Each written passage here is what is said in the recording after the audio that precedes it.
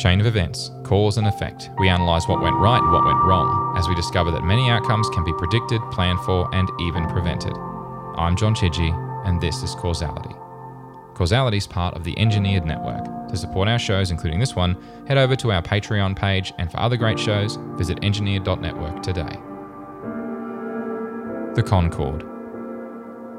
The Concorde is a beautiful aeroplane, and it was the world's first successful commercial airliner that was capable of travelling at supersonic speeds.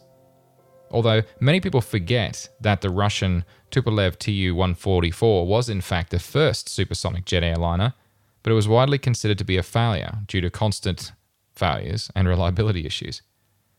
In its 102 flights and 181 hours of freight and passenger combined flight time, there were more than 200 individual failures. 80 occurred during flight, and they were serious enough to cancel or delay those flights. There were 8 constructed, but they were in service only briefly, transporting 3,194 total passengers when the flights were cancelled. The Concorde was technically the second, but the only commercially successful supersonic commercial aeroplane. It had a maximum speed of Mach 2.04, which is 2,174 kilometers an hour at a cruising altitude of 18 kilometers or 60,000 feet. And at those speeds, they're traveling faster than a bullet. It sucked through 26,000 liters or 6,900 gallons of fuel for every hour it was in the air. The fuselage expanded 200 millimeters due to the heat during flight, and it's exposed to negative 60 degrees Celsius, that's negative 76 degrees Fahrenheit, at cruising altitude. It had a maximum range of 6,667 kilometers or 4,143 miles. The word Concorde means agreement, harmony, or union, and its name comes from the fact that it was jointly created by the British Aerospace and Aerospatiale, starting in 1961 with a treaty signed in 1962 to fund its development between France and Britain. The first 2 prototypes began construction in 1965 and were shown to the public in 1969, but it wasn't until 1976, which is now 40 years ago, that the Concorde made its first commercial flight. Despite initial interest, the expense of running the planes meant that many pre-orders were cancelled, as the Boeing 747 jumbo jet that had been now flying for several years turned out to be the ultimate winner in terms of economy, and people wanted economy rather than speed. Hence, only 14 Concordes were ever used for commercial flight, and the fleet was split between British Airways and Air France. In its lifetime, the Concorde visited many cities, with some having regular services to locations such as Rio de Janeiro, Sydney, Australia, Singapore, and Dakar. However, in time, passenger volumes and noise complaints from some of those destination cities reduced the number of profitable routes until the only primary routes remained, and they were between New York and London or New York and Paris.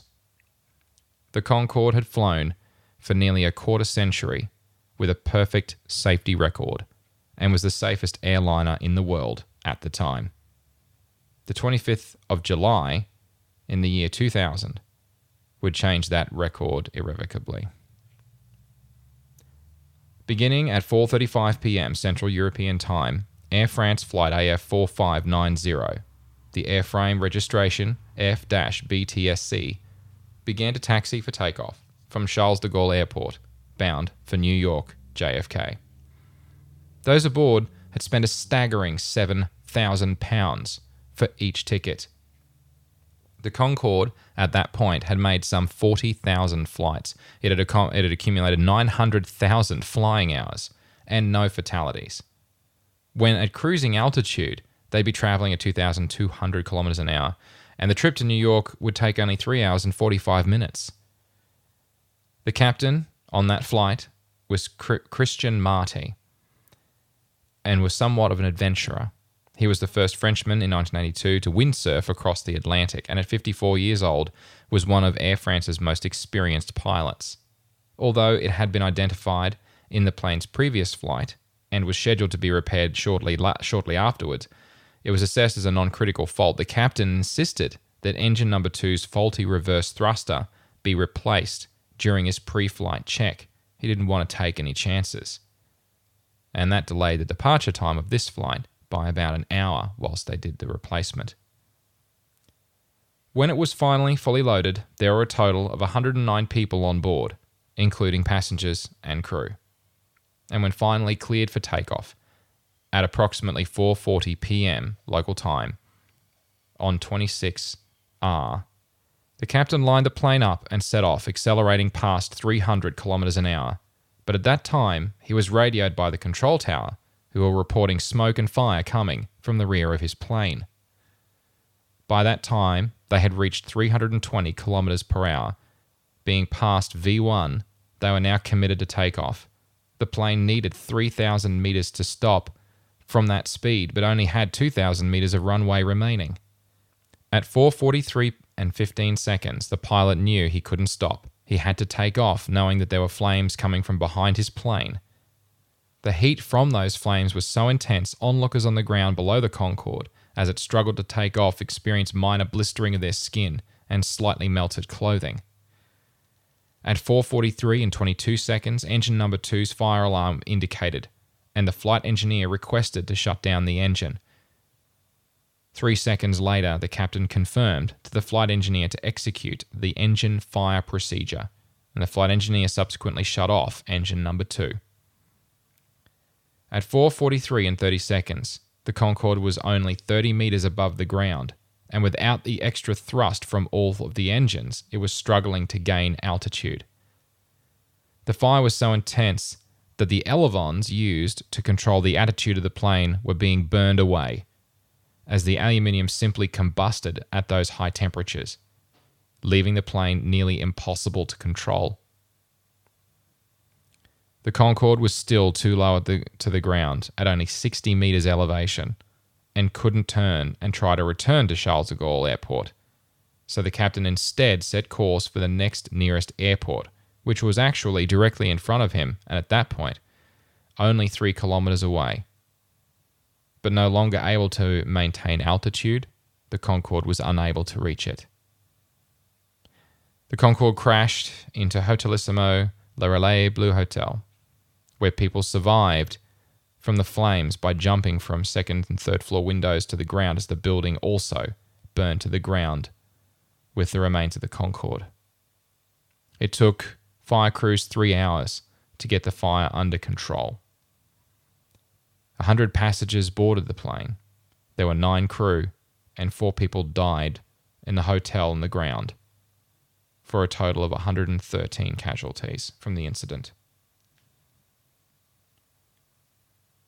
For a plane that was so advanced, a plane that had so much flight test time, more than any other commercial plane in the world at that point, and for a plane that had a perfect, spotless safety record, what on earth went wrong?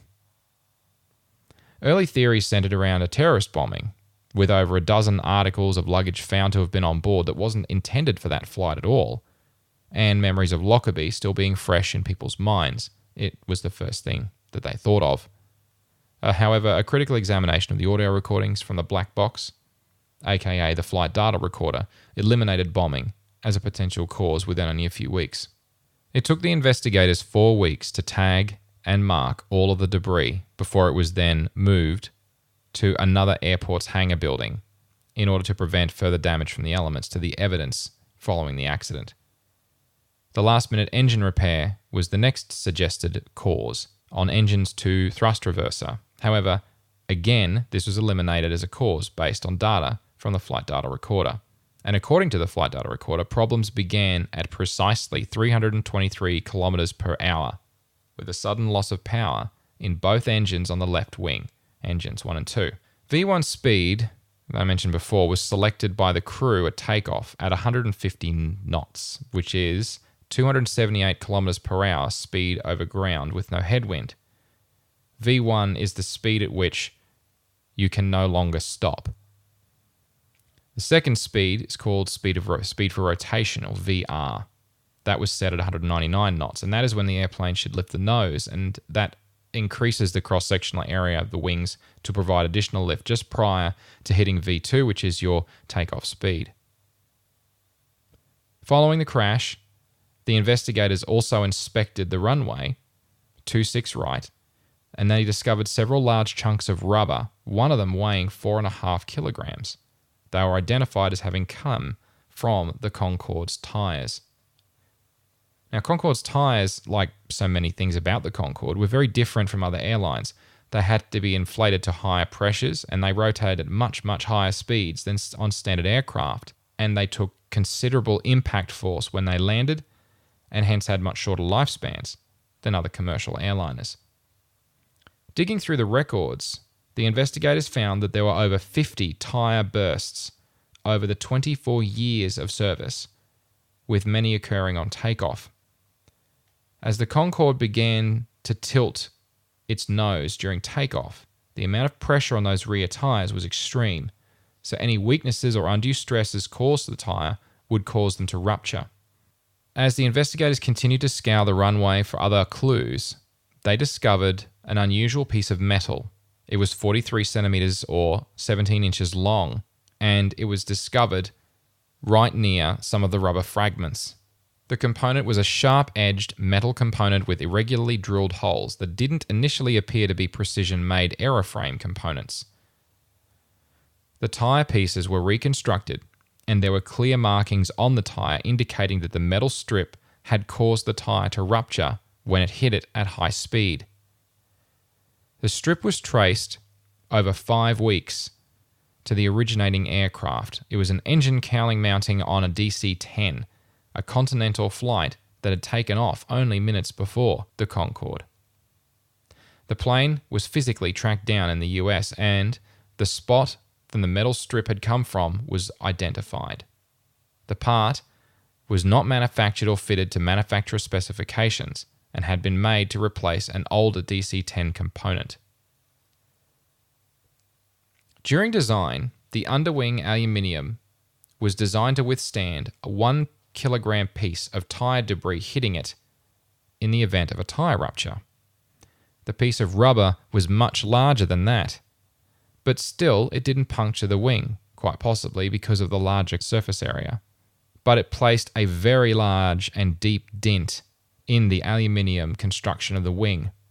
Now, because the fuel tank is part of the wings, and because liquid fuel in the tanks was so full, the pressure wave formed and rippled through the tanks, and that's because liquids are incompressible. Hence, the pressure had nowhere to go, and it found the weakest point in the fuel tank.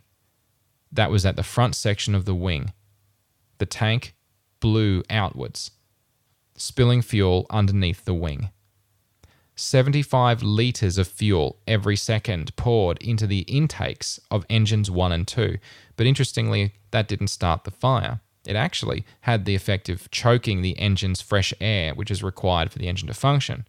Hence, the spark that created the fire had to come from somewhere else. The evidence suggests the final spark came from damaged power cables in the undercarriage bay, damaged by some of the tire debris.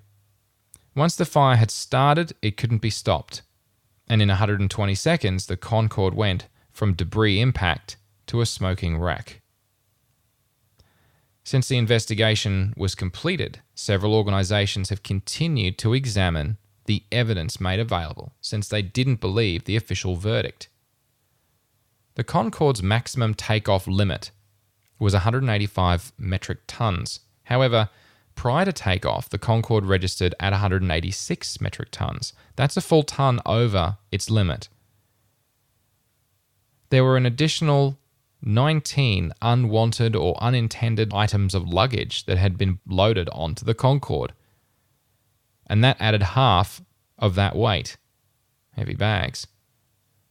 With a miscalculation of how much fuel would be burned during taxiing due to a runway change, that accounted for the remainder of the additional weight. The Concorde was a plane that was built, designed on the limit.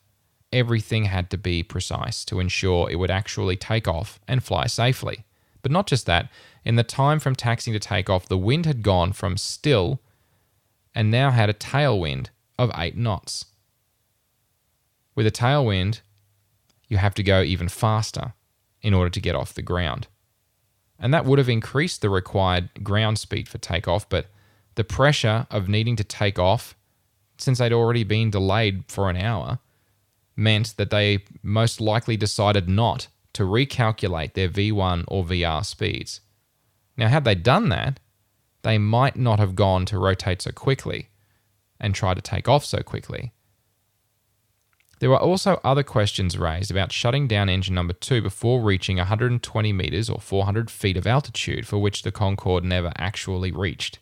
The landing gear was also never raised, and it's not clear whether the electrical damage that was assumed to have taken place would have prevented all of the landing gear from raising, or whether it was an oversight in the chaos of the event. Deployed landing gear also made climbing more difficult. One final comment relates to the lack of a spacer in the main left landing gear, which caused the Concorde to pull to the left during takeoff, and this also reduced the takeoff speed. Clearly, the maintenance of the Concorde could have been better with the missing spacer found in the workshop hangar following the incident. It's possible that the pull to the left delayed the takeoff point, but in addition, the weight of the plane that had been unaccounted for and the unaccounted for tailwind all conspired to delay that takeoff point, and fatefully, the metal strip that would otherwise not have been hit. However, no matter how you choose to look at it, even if they didn't shut down the engine prematurely, could or did manage to raise the landing gear, gain more altitude, and so on, none of these things would have put out the fire on the wing. The elevons would still have burned through, and even if they'd made it closer to the alternative airport, the delta wing design of the Concorde was difficult enough to control at low speeds. It still would have been impossible to control without the second elevon within the same time frame. Perhaps the pilot might have been able to land further away from a populated area, perhaps not. But there's just no doubt the Concorde would still have crashed. Something that's very interesting is stopping distances. The Concorde was not a large plane and couldn't carry many more than 100 or so passengers. So to compare and contrast that with a Boeing 747-800, that requires 9,400 feet or 2,870 meters of runway to land, with a maximum takeoff weight of 987,000 pounds, which is 450 metric tons. By contrast, the Concorde required 10,000 feet or 3,060 meters of runway, slightly more than a 747-800. And its maximum takeoff weight was 408,000 pounds or 185 metric tons, which is less than half.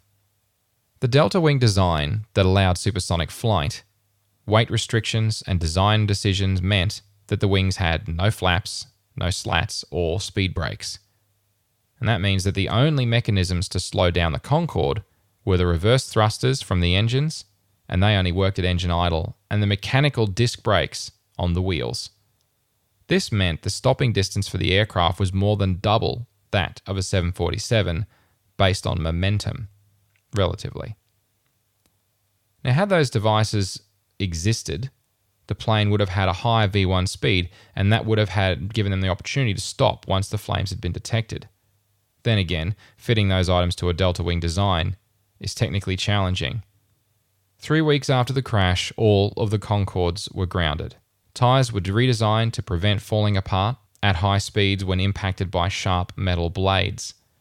Kevlar was used to line the fuel tanks to help prevent a rupture in future, and the electrical harnesses in the landing bay were redirected and reinforced. The remaining Concorde global fleet had then been retrofitted with all of these safety improvements, and the first return to service passenger flight for Concorde landed on the 11th of September 2001, immediately prior to the World Trade Center attacks that very same day, for which that date is better remembered. The bad press, a loss of public confidence in the Concorde, reduced air travel post 9/11, increasing fuel costs and increasing maintenance costs all combined to reduce the patronage on the Concorde through increased ticket prices, and few people were prepared to pay them or take the risk of flying on a Concorde. In April of 2003, both Air France and British Airways announced that their fleets of Concordes would exit service later that year. And on the 24th of October 2003, the last commercial flight of the Concorde took place from New York to London Heathrow, with a final tally of 2.5 million passengers and over 50,000 individual flights. French authorities focused their attention on Continental Airlines being the source of the metal strip that set off the chain of events in March 2005. In March 2008, a deputy prosecutor requested manslaughter charges be brought against Continental Airlines employee John Taylor and his manager Stanley Ford, now identified as being directly responsible for fitting the replacement wear strip to the DC-10. The trial went for nearly the full duration of 2010, and Continental were found to be criminally responsible, fined $270,000 to the French government and a further 1 million euros to Air France directly in damages. Taylor was the only person on trial handed down a sentence, which was suspended for 15 months. However, these convictions were overturned by a French appeals court in November 2012, clearing both Continental and Taylor of any criminal responsibility. The Concorde was and remains an amazing, revolutionary piece of aviation technology. There has really been no other plane like it. And although I do think someday supersonic flight will occur again, it will still be a while before people will trust, because the design decisions that we have to make for a fixed delta wing design to make supersonic flight possible on a larger scale, those are design choices that come with restrictions and limitations. There's only so much we can do, and the design of the aircrafts will always have compromises, and hence the price will always be high. The risks will always be greater. Perhaps someday it can be as safe as a more conventional subsonic aircraft. But the Concorde was a plane ahead of its time, and we can learn a lot from it in the next iteration of the design. Clearing off airport runways, making sure that they're clear.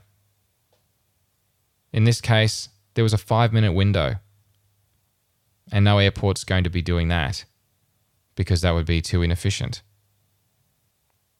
So what ultimately do we learn from the Concorde? Was it just bad luck? Perhaps they should have had pressure relief valves in the fuel tanks. Perhaps they should have cancelled the flight and done the repair, ensured the mechanical spacer had been reinserted, so improved maintenance procedures.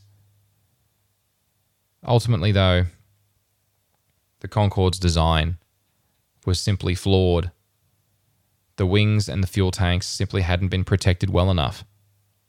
And I have doubts whether the Kevlar would have in fact made much of a difference. The truth is, it was a tragic and terrible end to an otherwise flawless career as an aircraft. If you're enjoying Causality and want to support the show, you can, like one of our backers, Chris Stone. He and many others are patrons of the show via Patreon, and you can find it at patreon.com/John Chidgey, all one word. So if you'd like to contribute something, anything at all, it's very much appreciated. This was Causality. I'm John Chidgey. Thanks for listening.